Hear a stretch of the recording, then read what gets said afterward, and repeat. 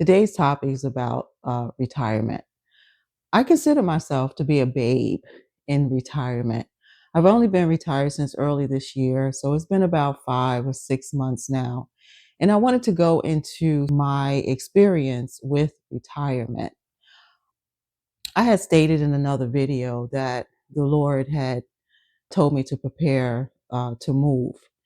And at the same time, I knew that I was going to be retiring this year as well. So I've had two major turnarounds, I would say, in my life this year alone. And it was, I think, the end of February, I retired. And by May, I moved and relocated here to Johnston County in North Carolina. So, with that said, with the upheaval and everything, trying to find my balance, I guess, or my footing while being here and being retired has been a bit of a challenge for me. So I'm still really trying to find my way because, it's learning a new life and a new way of living and being retired, and on top of that, learning where I live, the people and how to get around and how things are done here, so both of those combined has really um what's the word has really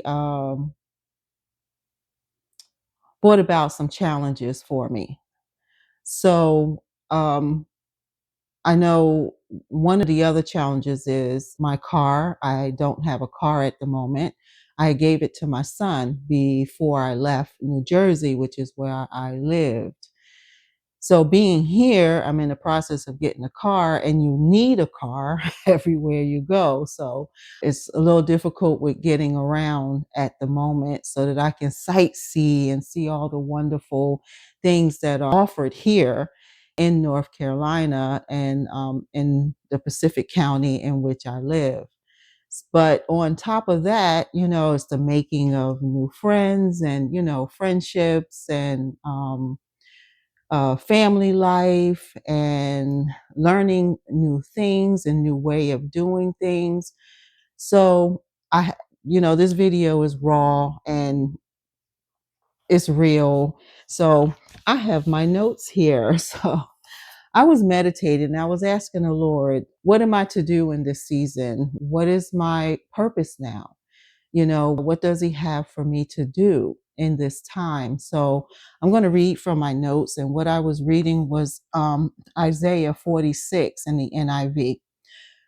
And it says, even to your old age and gray hairs, I am he.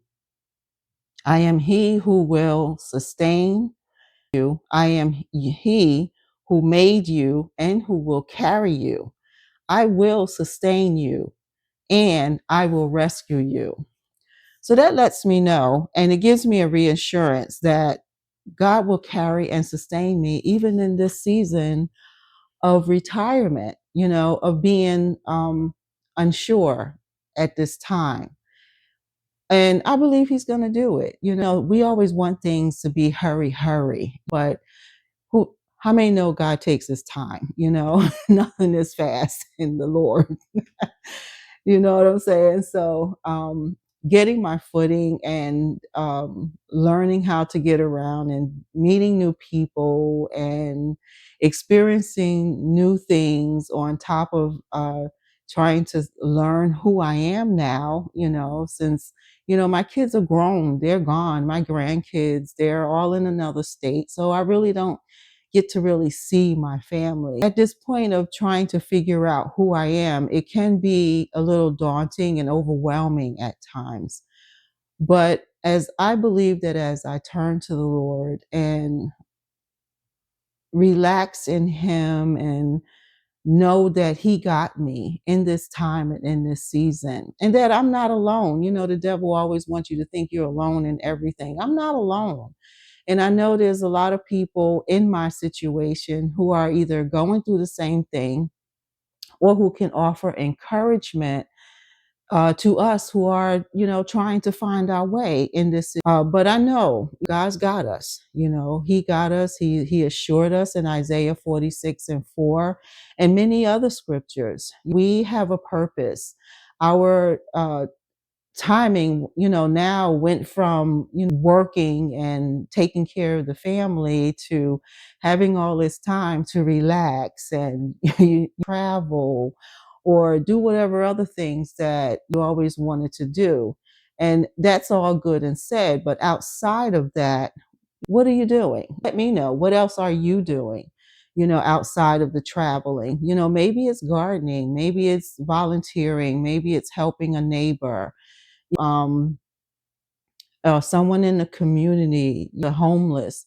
Maybe it's God's plan for us to share some of our wisdom that we've gained all these years to another generation, or to just help other people, or maybe it's being there for the family. But it takes seeking the Lord to find out and to see within ourselves, what do we want to do at this point and in this time. So I just wanted to kind of share some of the things that I'm feeling and going through at the moment, but also hopefully to be an encouragement to someone else and to let you know that you're not by yourself. We're all feeling the same way. I mean, who wants to sit and watch TV all day long? And don't get me wrong, I do watch some TV, but I also read books. I go for walks. I do exercise. I pray. I haven't found a fellowship place at the moment. I'm still looking. And if you're in North Carolina and you have some place you want to share with me for a house of worship, let me know in the comments. I appreciate it. I just wanted to jump on and say a few things about that, and to encourage you, and you encourage me and everyone else in this community, that we're not alone and we're not forgotten. We're not a forgotten generation. We have so much wisdom to share that God has taught us over the years, that we can share with other people and those who are willing to listen. And a lot of times, it's always people we don't know who is willing to accept those pearls that we drop, of wisdom that we've gained throughout the years. So, yeah, we're not forgotten. We're still here for a purpose. We're still here for a reason.